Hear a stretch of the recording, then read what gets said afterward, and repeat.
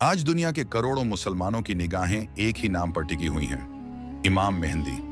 हर दिल में एक ही सवाल है, क्या वो आएंगे? अगर आएंगे तो कब? और सबसे बड़ा सवाल, एक इंसान आज की सुपर पावर्स से कैसे टकराएगा? लेकिन यह कहानी आज की नहीं है। यह कहानी इंसानियत के पैदा होने के साथ ही शुरू हो गई थी। जब इंसानियत अंधेरे में डूब जाती है, इतिहास गवाह है, जब जब जमीन जुल्म से भर जाती है, जब इंसाफ खत्म हो जाता है और जब लोग अल्लाह को भूल जाते हैं, तब एक रहनुमा भेजा जाता है।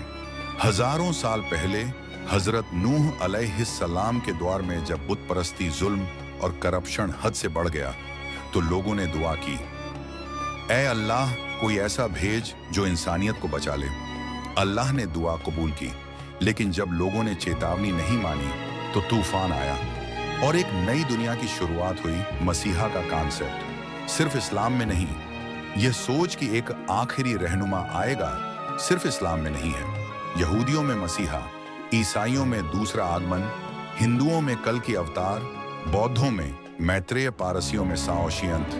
हर मजहब मानता है कि अंत के समय एक इंसान आएगा जो जुल्म को खत्म करेगा। इस्लाम में इमाम मेहंदी कौन है? मेहदी का मतलब होता है जिसे हिदायत दी गई हो और जो हिदायत दे। नबी ने फरमाया, मेरी उम्मत में एक शख्स होगा जो जमीन को इंसाफ से भर देगा जैसे वह जुल्म से भरी होगी। यह कोई नई सोच नहीं। सुन्नी और शिया दोनों की किताबों में इमाम मेहंदी का जिक्र मौजूद है। इकबाल और इब्ने खल्दून का एतराज, अल्लामा इकबाल कहते थे, मसीहा का इंतजार मुसलमानों को सुस्त बना सकता है। लेकिन सवाल यह है, इंतजार करना गलत है या खुद को तैयार न करना? क्योंकि हदीस साफ कहती है, इमाम मेहंदी खुद को नहीं मनवाएंगे, लोग उन्हें पहचानेंगे। ज़हूर से पहले की दुनिया, नबी ने फरमाया, जुल्म आम होगा, मुसलमान कमजोर होंगे, मीडिया फितना फैलाएगा, हक़ को आतंक कहा जाएगा। आज फिलिस्तीन, सीरिया, यमन, कश्मीर क्या यही मंजर नहीं दिखाते?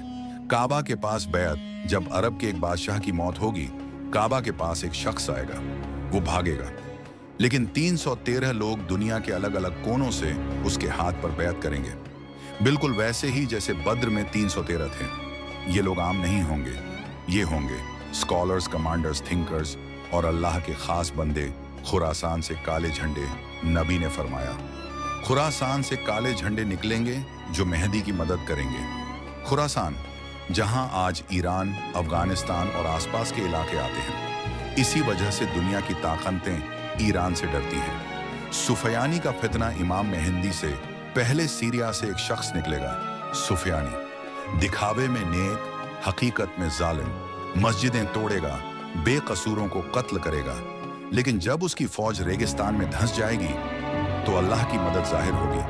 दुनिया की जंग इसके बाद, मीडिया मेहंदी को आतंकवादी कहेगा, नेटो फौज उतरेगी, AI, ड्रोन, मिसाइलें चलेंगी। लेकिन नबी ने कहा, एक हिस्सा भाग जाएगा, एक हिस्सा शहीद होगा और एक हिस्सा जीत जाएगा। कॉन्स्टेंटिनोपल और दज्जाल, महान जंग के बाद कॉन्स्टेंटिनोपल बिना लड़ाई के फतह होगा। लेकिन तभी आवाज आएगी, दज्जाल आ चुका है, और यहीं से शुरू होगा आखिरी चैप्टर, जिसमें हजरत ईसा अलैहिस्सलाम का नुज़ुल होगा। तो हमें क्या करना चाहिए?